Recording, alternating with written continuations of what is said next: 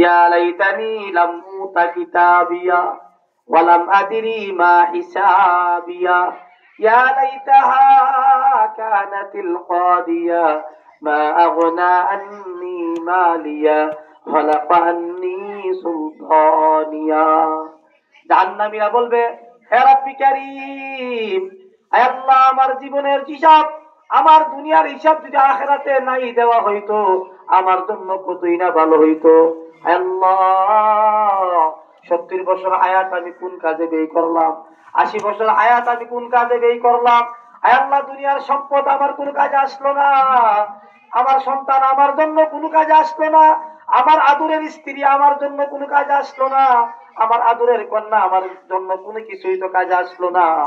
জাহান্নামীরা এইভাবে কাঁদতে কাঁদতে আল্লাহ তাআলার দরবারে দরখাস্ত করবে, ফারজিনা না'মাল সালিহান ইন্না মুকিনুন।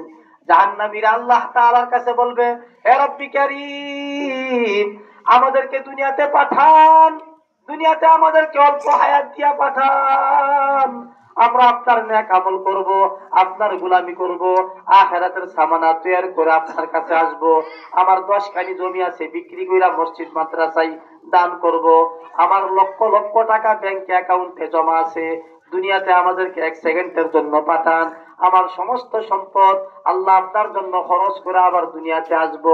জাহান্নামীরা যখন দুনিয়াতে আসার জন্য আল্লাহ তাআলার দরবারে দরখাস্ত করবে, আল্লাহ রাব্বুল আলামিনের পক্ষ থেকে ঘোষণা হয়ে যাবে, ক্বাদ সাবাকা মিন্নি আন্নাহুম লা ইয়ারজিউন।